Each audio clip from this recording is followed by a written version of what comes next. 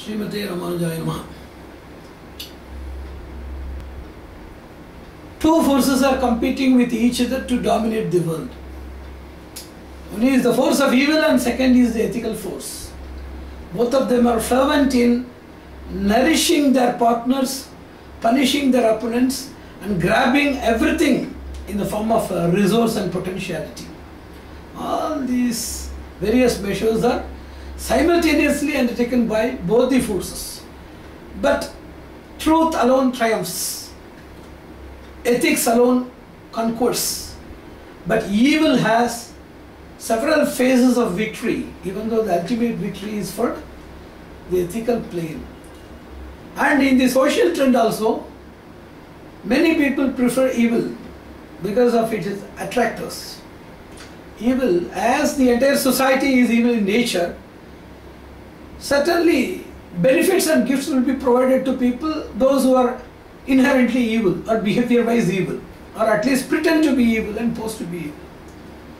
So, in this world where evil is apparent and ethics is a silent substream which needs proper resurrection, revival, rejuvenation by means of a great spiritual revolution,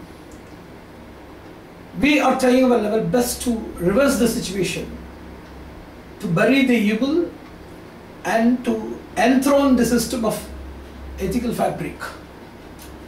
And when this evil, which is available in different forms, in different layers and grades, when it takes the ugliest shape or the outburst, then this evil becomes violence. Everywhere we are not only seeing traces of evil, but also the top status of evil in the form of violence is prevalent everywhere. And if you mix as a cocktail, fear, terror, obnoxiousness, cruelty and brutality, all these things put together, there is the impact of violence.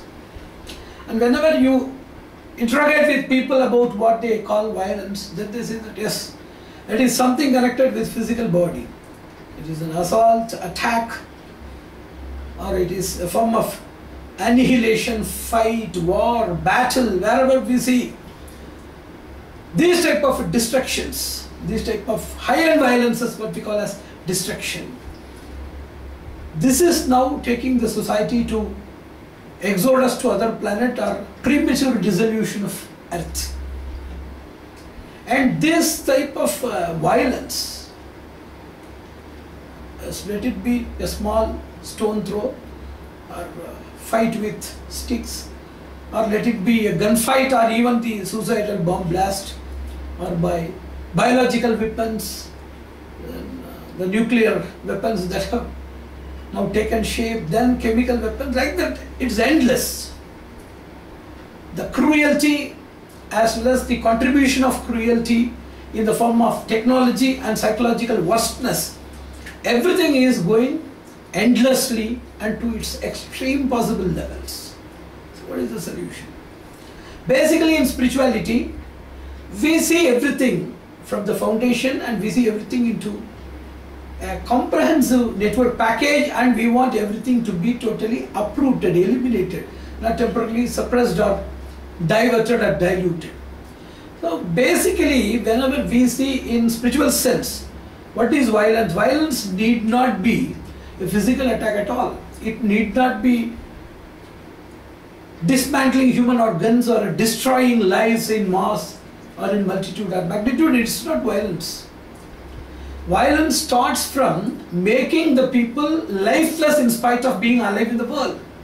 Many people, structural violence, many people we see they are lifeless, and many people they are useless by themselves, and many people are living such a miserable life which is worse than death. So putting people or thrusting people into darkness, weakness and heaviness in life is violence in spiritual perspective. And second thing is, whenever we see violence and we try to combat with violence, we should know violence is not jumped from heaven, or it is not an instantaneous emergence. Violence has its own evolution. It starts with a small measure of negligence and hatred. Negligence and hatred, unnoticed and unruly fueling of the same by various other factors result in wrath and revenge.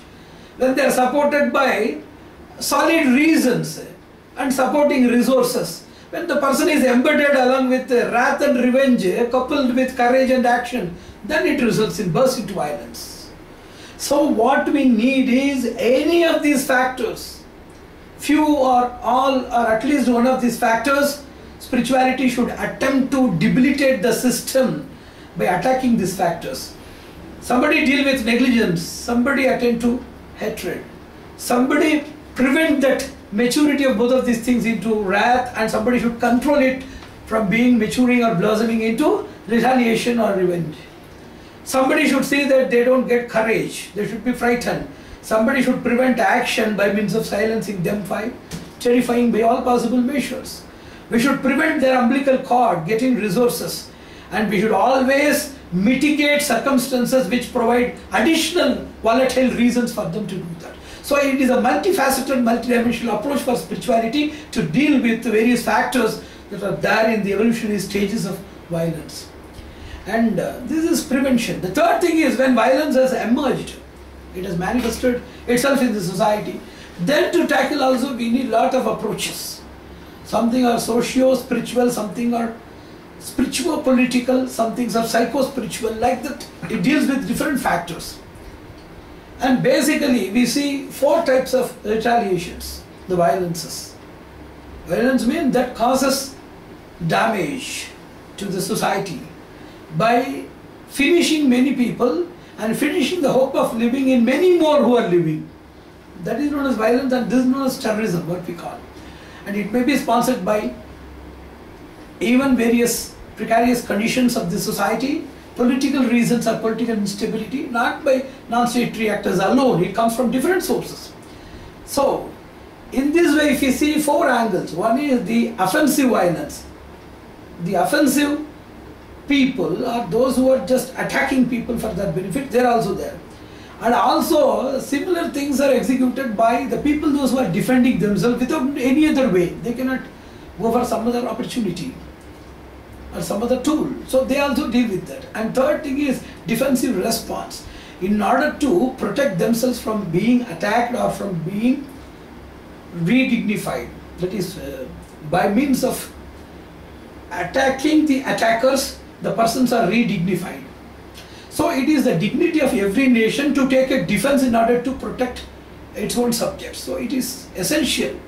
So this essentiality is limited. So as a defensive mode, a person can safeguard themselves. It is dignity, it is security, it is duty, it is the sovereignty of a government to safeguard the subjects. Then in the pretext of a defensive response, then it goes a bit of measure beyond than what it is needed to safeguard that the fellow is totally frightened or further chances of attack is prevented. With that, that is a preemptive or precautionary methods. So there is an additional defensive response. And one more thing is defensive violence. In the pretext of defense, doing something similar or even worse than what the offenders have done, that comes under violence. So all these four things are happening in different languages: offenders, defenders, then defenders response, and defenders violence or defensive violence. All these four things are simultaneously happening, making the planet an abode of violence. The temple of peace that has been cultivated by the divine carnation has been now adulterated by human malice and has been redesignated or renamed as or restructured as an abode of violence. And we want to establish also by means of diplomacy, by means of military, proper or decent or ethical war. They used to even brand it as ethical war. War itself is unethical, but still there is a possibility of making it ethical to the limit. So necessity and excess. Necessity means, for example, what is the purpose of you? What is the ultimate purpose of you? To kill a person. What else you can do more than that? To kill a person, to kill his troops, to kill a clan, to kill a dynasty, to kill a community. You can do only up to the limit of killing, and there is nothing more than that. If somebody is shooting with the rifle his enemy with 32 bullets, 65 bullets, what does it mean? To kill the person, the necessity is 2 or 3 bullets, that's more than enough to finish the person. So this type of excessive things are created by two feelings. One is feeling of insecurity or fear. Second is the excession is created by wrath and revenge. When the person's anger is more, then the damage caused will be more than the damage that is essential for safeguarding you or for controlling that person. Similarly, if the fear is more, if you are more insecure, then you won't be satisfied by giving only a proper reply or a similar reply to the person. You want to give a drastic blow, an annihilative blow to the person. So spirituality only controls this unwanted fear and this excessive wrath and revenge, which creates, even in war, even in the offense or so-called defense, whatever the modes are there, in which your over behavior and causing genocide or ethnic cleansing, these type of misbehaviors, human excessive misbehaviors, can be controlled towards at least a reasonable limit. Resorting to peace, fraternity and brotherhood is a remote reach. The gradual accession to such great or transformational steps can be followed by means of ethical wars, proper defense, using essential force. Spirituality guides you with the usage of 3 forces. 3E we used to call it as. One is essential force that is needed for shielding you and also to see that the other person, opponent, is controlled. That is known as essential force. And second is elevated force. Instead of using only weapons and then military language, use the language of negotiation, arbitration, conflict resolution, mutual understanding, trade and technology tie-up, interdependence, strong ties of fraternity, international counseling. All these various things can be provided. They are known as elevated action or elevated force.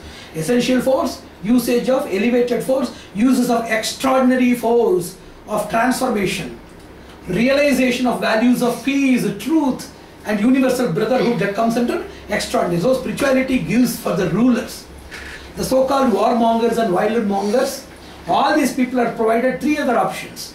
Basically essential force usage. Second is elevated use of force or elevated force usage. And third is extraordinary force usage. These are the 3 grants of spirituality for establishing non-violence in the form of peace and transformation in the society. So we can use all these tools.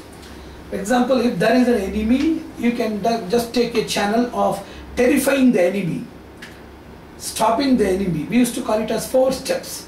One is to safeguard you, and second is to control or stop the enemy. Third is to debilitate the enemy, and fourth is to see that he is totally disabled, at least from attacking us. Disabled from at least attacking us. These are the 4 steps. And in the pretext of debilitation, to make the person weak, we can terrify the person, we can dismantle his courage and resources and circumstances for fighting. We can see that further fight with the person is prevented by all possible means. This is one side. This is something connected with the military strategy. And second is diplomacy. How to divert our enemies, how to disturb our enemies, divert our enemies, how to lock our enemies, and how to befriend him, at least in a pretentious manner. These are all coming under diplomacy. The third level is spiritual diplomacy. It comes under forgiving the person. It's comes under a special provision, only handleable by special people, forgiving the person, getting into reconciliation, consoling the people, and also see that there is an agreement drafted between the people by means of their moral will, continued by public spirit. So these things are spiritual diplomacy oriented things. So there are only 2 possibilities. One side they deal with transformation and contribution. The other side it deals with compensation, consent and compromise. Somebody has done something. They are transformed, okay. They are not only transformed, for the damage that they have caused, they have contributed. It is double okay. They have compensated, not contributed. Okay. At least they have consented to what we are told. Even though not compensated for the earlier loss, further loss is prevented. Consent, okay. They have not even consented, there is disagreement. But in order to ensure the prevalence of peace, in order to ensure the civilians of both the nations or the various other nations, the parties and partners of crime and their associates and their subjects, at least for their future and welfare, a compromise, unconditional compromise. Whatever that has happened, okay, let us forget and start something. So there are many measures. I am talking about an international level. In this level, if you are having an opportunity of using spiritual wisdom, not only for, that is the greatness of spirituality. Spirituality should percolate into every tool and instrument that we are using in the world. If you consider that spirituality or spiritual communication is a higher paradigm and negotiation, arbitration, reconciliation, truths, all these things are simple exercises, we are wrong. Spirituality can exist as an individual entity with a spiritual communication. It can also be an associate, supporter and additive for the promptest fructification and the effective conclusion of various other material tools that we are taking for practice and various other procedures that we are aiming for that benefit. So it is capable of acting also a tool. So we wish that it is also used in every tool of peacemaking, every tool of reconciliation that we are dealing with our political, social and various other forms of tools that we should bring.